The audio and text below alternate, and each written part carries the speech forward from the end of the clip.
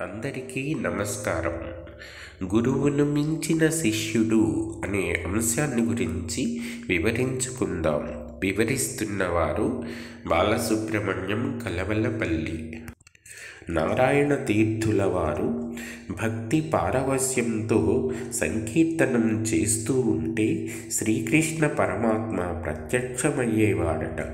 గురువు రామానందులు ఒక కుటీరంలో ఉండేవారు. శిష్యులు నారాయణ తీర్థులు దూరాన వేరొక కుటీరంలో ఉండేవారు.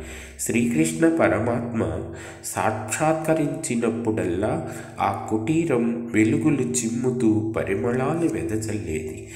తోటి శిష్యులకు నారాయణ తీర్థులపై ఏదో అనుమానం కలిగి ఈ విషయాన్ని గురువుగారికి చెప్పారు. రామానందులు స్వయంగా పరీక్షించాలనుకొని ఒక రాత్రి శిష్యుని కుటీరానికి రహస్యంగా వెళ్ళారు.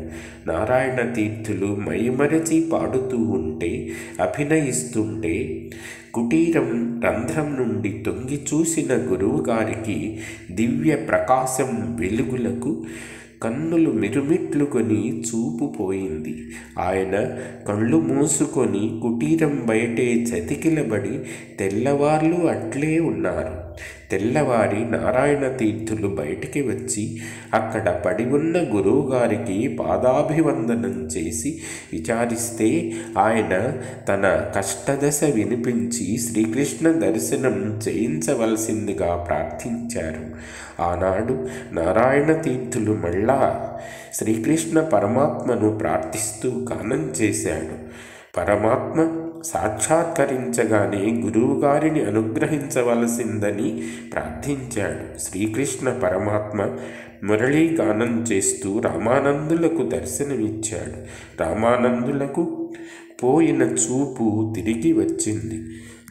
ఇలాంటి గురువును మించిన శిష్యులు ఆసేతు సీతాచలం మన భారతదేశంలో ఉన్నారు. అలాంటి శిష్యులను గురువులను ఆదర్శంగా తీసుకొని మన జీవితాలను చక్కదిద్దుకోవాలి. ఆ భగవంతుని వైపు మనం అడుగులు వేయాలి. ధన్యవాదాలు.